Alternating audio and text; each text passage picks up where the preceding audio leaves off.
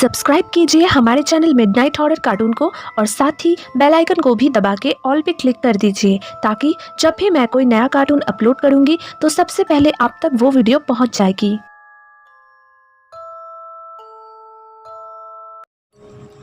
इस घटना के कुछ दिनों बाद सुहानी ने नीलिमा से मिलने की बहुत कोशिश की, लेकिन लाख पूछताछ के बावजूद भी सुहानी को नीलिमा के बारे में कोई इन्फॉर्मेशन नहीं मिली। उस हादसे के बाद से नीलिमा ने कॉलेज आना भी बंद कर दिया था और फिर एक दिन अचानक सुहानी को पता चलता है कि उसकी फ्रेंड नीलिमा ने अपने ही कमरे में फांसी लगा के सुसाइड कर लिया है।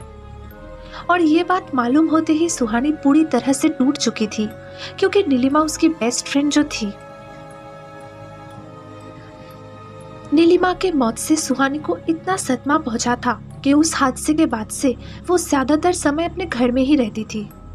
बाहर जाना, दोस्तों से मिलना या फिर कॉलेज जाना उसने लगभग छोड़ दिया था, क्योंकि जब जब वो दूसरे दोस्तों से मिलती थी, उनसे बात करती थी, तब तब उसको नीलिमा की याद आ जाती थी। एक दिन अचानक नीलिमा के पापा ने सुहानी को कॉल करके उनके घर पर आने के लिए कहा। सुहानी को लगा कि शायद बेटी को खोने की वजह से नीलिमा के मम्मी पापा बहुत ही दुखी है और इसी वजह से उन्होंने सुहानी को बुलाया है, क्योंकि सुहानी ही थी नीलिमा की बेस्ट फ्रेंड। इसीलिए ज्यादा कुछ ना सोचते हुए सुहानी ने भी उनको हाँ कह दिया, क्योंकि जब नीलिमा जिंदा थी तब बहुत बार सुहानी नीलिमा के साथ उसके घर घूमने गई थी। सुहानी को महसूस हुआ कि ऐसे वक्त पे नीलिमा के मम्मी पापा के पास उसको कम से कम एक बार जाना चाहिए, उनसे मिलना चाहिए। इसके ठीक 3 दिन बाद सुहानी नीलिमा के घर उसके मम्मी पापा से मिलने के लिए जाती है और सुहानी को देखते ही नीलिमा की मम्मी रो देती है। सुहानी भी उन लोगों के साथ कुछ समय बिताने के बाद अपने घर लौटने के लिए रवाना हो जाती है। नीलिमा के घर से बस स्टॉप करीब 10 मिनट की दूरी पर मौजूद है और फिर वहां से 20 मिनट की दूरी पर मौजूद है सुहानी का घर।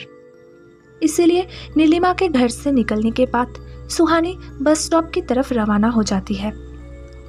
शाम भी काफी हो चुकी थी, इसलिए गांव के रास्ते पर लोगों का आना जाना भी करीब ना के बराबर हो चुका था। रास्ते में चलते चलते सुहानी को बार बार न जाने क्यों नीलिमा की ही याद आने लगी।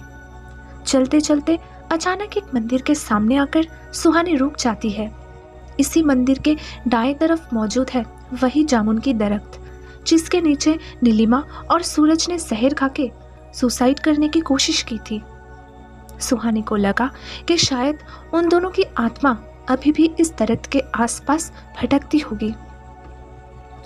वो मन ही मन खुद से कहने लगी, काश मैं एक बार नीलिमा और सूरज से मिल पाती, कितने दिन हो गए उन दोनों से मुलाकात किए हुए। ये सोचते हुए सुहानी ने अपने पर्स से फोन निकालकर नीलिमा और सूरज के साथ ली गई तस्वीरों को देखती है। कुछ वक्त ऐसे ही उस दरख्त के सामने बिताने के बाद सुहानी अपने घर लौट जाती है। लेकिन उस दिन के बाद से सुहानी की रहन सहन पूरी तरह से बदल जाती है। उस दिन रात को घर लौटने के बाद सुहानी ने अपने मम्मी से कहा, माँ बहुत भूख लगी है, खाना लगा दीजिए। लेकिन खाना परोसने के बाद ही सुहानी ने ऐसे बिहेव करना शुरू किया जैसे कि वो बहुत दिनों से भूखी हो, और फिर पलक झपकते ही उसने 3 लोगों का खाना अकेले ही खत्म कर दिया। ये देखकर सुहानी की मम्मी पूरी तरह से घबरा गई। सुहानी ने फिर से अपनी मम्मी से कहा, मुझे और खाना चाहिए, बहुत जोरों की भूख लगी है। सुहानी की मम्मी ने फिर से खाना बनाया और इस बार भी सुहानी ने पलक झपकते ही सारा खाना खत्म कर दिया। ये देखकर उसकी मम्मी को थोड़ा शक हुआ। सुहानी ने फिर से कहा, भूख लगी है, खाना लाओ। तब उसकी मम्मी ने कहा, सारा खाना तुम खत्म कर चुकी हो, अभी चुपचाप अपने कमरे में जाके आराम करो, वरना तबीयत खराब हो जाएगी।